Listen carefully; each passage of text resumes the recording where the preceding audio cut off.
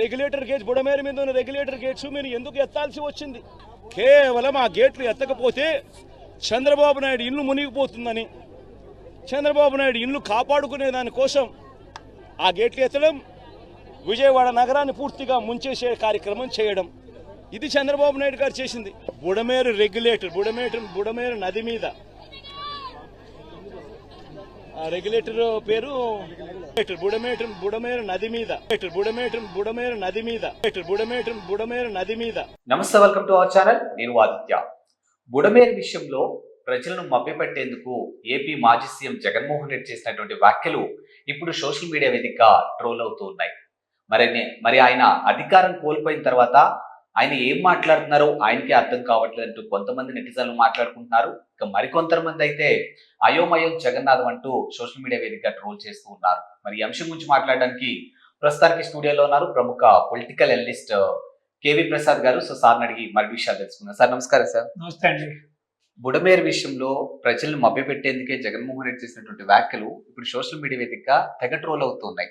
So మరి అధికారం కోల్పోయినటువంటి ఆయన, కొంతమంది ఆయనకి నిజంగా అధికార వ్యామోహం ఇంకా పోలేదు, అందుకే ఏం మాట్లాడుతుంటే ఆయనకే తెలియట్లేదు కొంతమంది మాట్లాడుతూ ఉంటుంటే, మరికొంతమంది అయితే అయోమయం జగన్నాథం అంటూ నేరుగానే ట్రోల్ చేస్తూ ఉన్నారు. మరి నిజంగా అసలు జగన్మోహన్ రెడ్డి చేసినటువంటి వ్యాఖ్యల్ని ఏ విధంగా తీసుకోవచ్చు ఈ బుడమేరు విషయంలో?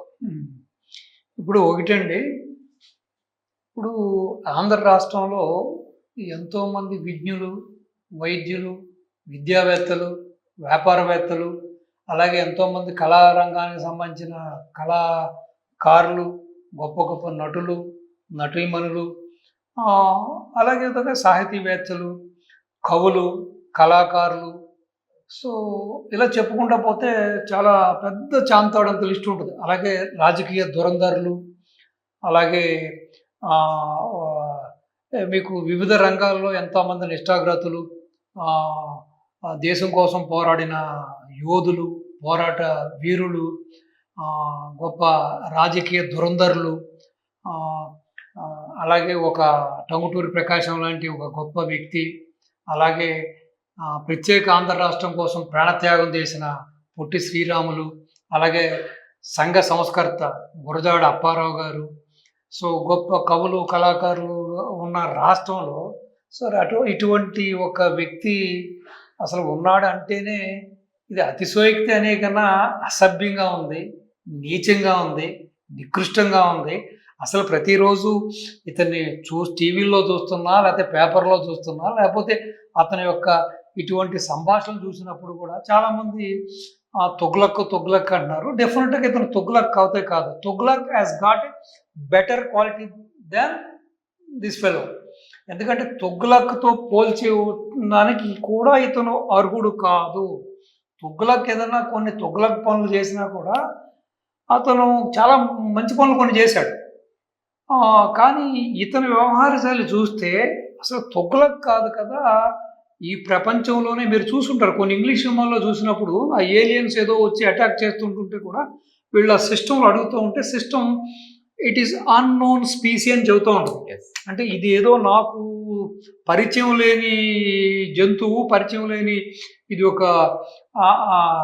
వింత ఇదని చెప్పి ఆ సిస్టమ్ చెబుతూ ఉంటుంది. అలాగే ఇతన్ని అసలు ఏమని వర్ణించాలి, ఎవరితో వర్ణించాలి, ఎవరితో పోల్చాలనేది అయితే నాకు అర్థం కావట్లేదండి.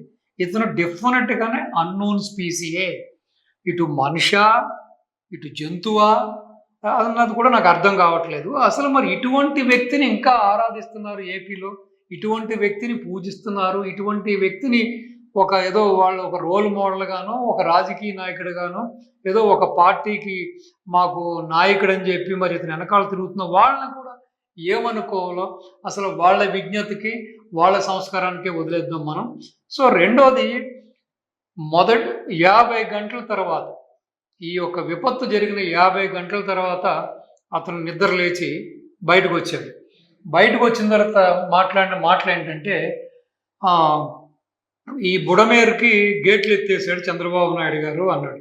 అసలు బుడమేరు అనేది ఏంటండి? అదొక ఏరు. అంటే ఏదైనా సరే కాలవ పరిమాణం కన్నా కాస్త పెద్దగా ఉన్న వాటిని కొంతమంది వాగులని పిలుస్తారు, కొంతమంది ఏరుని పిలుస్తారు. ఆ విధంగా సంబంధించింది ఇది. సో అసలు ఏరుకి వాగుకి గేట్లు ఏంటండి? ఆ రెగ్యులేటర్ గేజ్ బుడమేరు మీద ఉన్న రెగ్యులేటర్ గేట్స్ మీరు ఎందుకు ఎత్తాల్సి వచ్చింది? కేవలం ఆ గేట్లు ఎత్తకపోతే చంద్రబాబు నాయుడు ఇల్లు మునిగిపోతుందని, చంద్రబాబు నాయుడు ఇల్లు కాపాడుకునే దానికోసం ఆ గేట్లు ఎత్తడం, విజయవాడ నగరాన్ని పూర్తిగా ముంచేసే కార్యక్రమం చేయడం, ఇది చంద్రబాబు నాయుడు గారు చేసింది. సో అది వదిలేద్దాం. ఇప్పుడు మళ్ళీ రెండోసారి నిద్రలేసి వచ్చి ఏమంటున్నాడు? అది బుడమేరు నది అంటున్నాడు. బుడమేరు రెగ్యులేటర్, బుడమేరు నది మీద,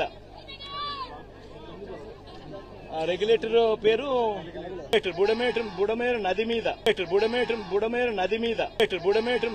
నది మీద. సో దీన్ని బట్టి చూస్తుంటే అతని యొక్క రాజకీయ పరిపక్వత కానీ, ఆ రాజకీయ శూన్యత కానీ, అంటే ఎంత ఒక దిగజారుడు రాజకీయాలకి ప్రతీక అండ్ పరాకాష్ట అన్నది క్లీన్ గా అర్థం అవుతుంది. బుడమేరుకి మీరు అన్నట్టు గేట్లు ఉండకపోవచ్చేమో కదా, కానీ అది కాలువ అంటున్నారు కాబట్టి లాక్లు ఉండే ఛాన్సెస్ ఉంది అని కొంతమంది మాట్లాడుతున్నారు సార్. మరి లాక్లు ఉంటాయి అసలు దానికి? లాకులు కూడా ఉండవు. లాకులు కూడా ఉండవు. సో ఒక ఏరు అంతే, అది ఆ ప్రవాహం అలా వాటర్ వెళ్తూ ఉంటుంది, ఫ్లో అవుతూ వెళ్తూ ఉంటుంది.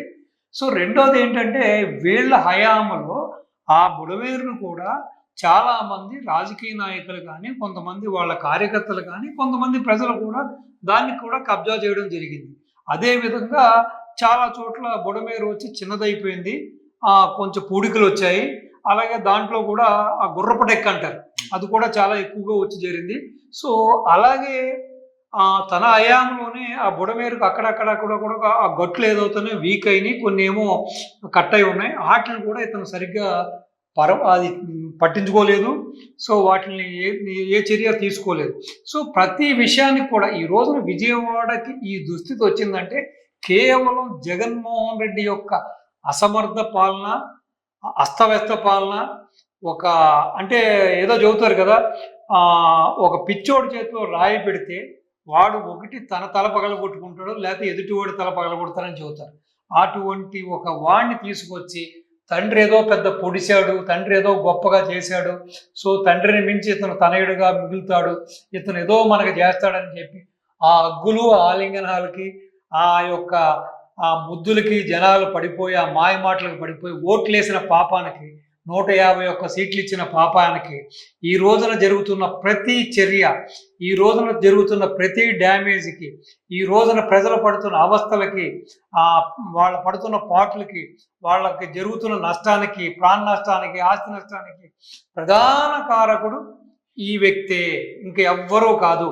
మీరు అతని సొంత జిల్లాలో అన్నమయ్య ప్రాజెక్టు కూడా అట్లీస్ట్ ఈ మొత్తం ఆంధ్రదేశంలో ఉన్న ఎక్కడ ఏ ప్రాజెక్టుకి సంబంధించిన గేట్లు ఏ కండిషన్లో ఉన్నాయి, రస్ట్ అయినాయా, లేకపోతే నీళ్లు పడి కొన్ని రోజులకి స్టీల్ తెలుసు కదా మీకు, తుప్పు పడి వీక్ అయినాయా, వాటిని రిపేర్లు చేయాలా, లేకపోతే కొత్త గేట్లు పెట్టాలా, అట్లీస్ట్ ఉన్న వాటికి కనీసం గ్రీజు పెట్టడానికి గ్రీజు కూడా కొనివని నికృష్టమైన రాజకీయాన్ని చేసి ఈ రోజున తగుదునమ్మ అంట వచ్చి ఆ యొక్క 74-75 ఏళ్ల వయసులో ఒక మనిషి రేయింబాబులు ఆ విధంగా కష్టపడుతూ జేసీబీ ఎక్కి జేసీబీ మీద 23 కిలోమీటర్లు తిరుగుతూ ఆ విధంగా తడుస్తూ, వానలో తడుస్తూ, నీటిలో తడుస్తూ ఆ మనిషి ఆ వయసులో అంత ప్రజల కోసం, ప్రజల ఆస్తుల కోసం, ప్రజల ప్రాణాల కోసం ఆరాటపడుతుంటే కనీసం కృతజ్ఞత లేకుండా, మానవతా దృక్పథం లేకుండా, మనస్సాక్షి లేకుండా ఈ విధంగా బయటకు వచ్చి తగుదనామ్మ అంటూ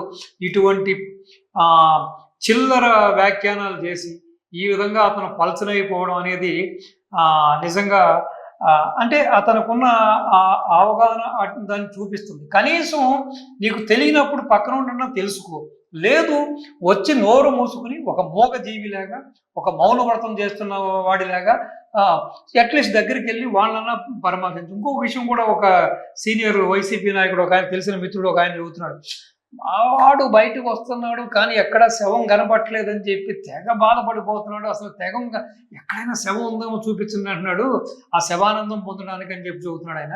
సో దీన్ని బట్టి అతని యొక్క మానసిక ప్రవృత్తి ఎలా ఉంది, మానసిక పరిస్థితి ఎలా ఉందో మనకు క్లీన్గా అర్థమవుతుంది. ఏదేమైనా ఇటు రోజా వ్యాఖ్యలు తీసుకున్నా, సిదిరి అప్పలరాజు తీసుకున్నా, మిగతా నాయకుల వ్యాఖ్యలు తీసుకున్నా, జగన్మోహన్ రెడ్డి వ్యాఖ్యలు తీసుకున్నా కూడా వీళ్ళంతా bunch of fools and bunch of idiots అండి. వీళ్ళు ప్రజా జీవితంలో రాజకీయాలకి వీళ్ళు అసలు ఎక్కడక్కడ సూట్ అవ్వరు. వీళ్ళు కేవలం దండుకోవడానికి, దోచుకోవడానికి, దాచుకోవడానికి తప్పించి ఏమి కూడా కేవలం టీవీల మీద కూర్చుని ఏదో అవాకులు చవాకులు ఇలా అవహేళనగా మాట్లాడడం తప్పించి వీళ్ళు అసలు ప్రజాక్షేత్రంలో ఉండటానికి అర్హులు కాదు.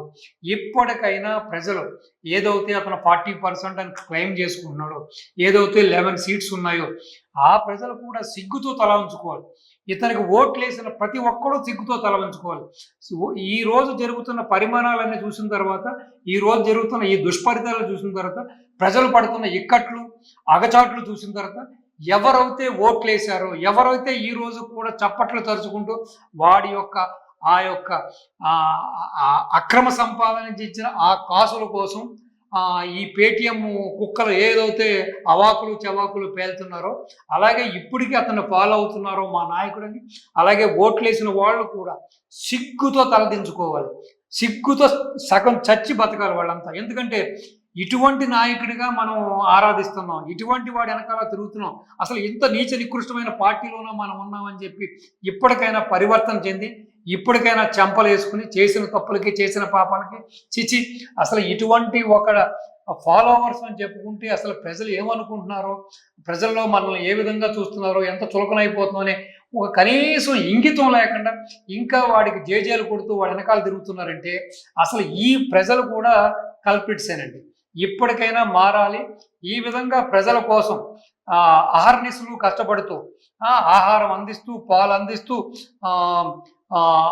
అన్నదానాలు అందిస్తూ, నీళ్ల బాటిల్ ఇస్తూ, అలాగే వాళ్ళ ఇళ్ళల్లో కూడా మట్టి వెళ్ళిపోయి అంత దుర్గంధం కొడుతూ పాడైపోయిన ఇళ్ళను కూడా ఎక్కడి నుంచో 100,000 ట్యాంకర్లు తీసుకొచ్చి వాళ్ళ ఇళ్ళు కూడా పరిశుభ్రం చేసి ఇస్తున్నాడంటే ఇటువంటి నాయకుని కాదని, ఇటువంటి దుర్మార్గుడికి ఓట్లేసి ఈ విధంగా సపోర్ట్ చేయడం అనేది సబవా కాదన్నది ఆంధ్ర ప్రజానీకం కూడా ఆలోచించుకోవాలి. సో డెఫినెట్గా ఇది వాళ్ళు పునఃపరిశీలన చేసుకోవాల్సిన తరుణం ఆసన్నమైంది. కేవలం విమర్శలు చేయడానికి, ఎదుటివాడి మీద బురద వేయడానికి ఇతను సరిపోతాడు కానీ ఇటువంటి రెస్క్యూ ఆపరేషన్ చేయడానికో, డిజాస్టర్ మేనేజ్మెంట్ చేయడానికో ఇతనికి శక్తి లేదు, యుక్తి లేదు, తెలివితేటలు లేవు. కాబట్టి ఇటువంటి ఒక పప్పట్ జమాల్ని ఇప్పటికైనా విడిచిపెట్టి ఇటువంటి ఒక ప్రగతిశీల రాజకీయాలు, ఇటువంటి ఒక ఫోర్సైట్ ఉన్న నాయకుడిని వెనకాల వెళ్తే వాళ్ళకు కూడా జన్మ చరితార్థం అవుతుంది. పైన భగవంతుడు కూడా హర్షిస్తాడని చెప్పి ఇప్పటికైనా సరే ఎవరైతే ఇంకా అతను వెనకాల తిరుగుతున్నారో కాసులు ఎలాగైనా సంపాదించుకోవచ్చు, కాసులు ఏ విధంగానే సంపాదించుకోవచ్చు కష్టపడితే.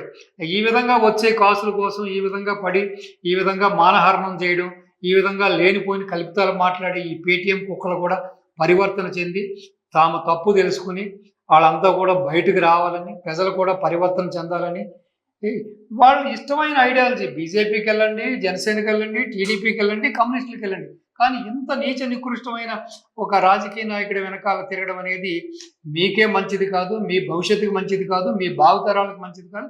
ఇప్పటికైనా మారండి ఆయన. మారకపోతే ఇదిగో ఏరునేమో నది అంటాడు, రేపొద్దున నదినేమో సముద్రం అంటాడు, రేపొద్దున కృష్ణా సముద్రం అన్నా కూడా ఆశ్చర్యపోకలేదు. అంతే. Thank you sir. నమస్తే.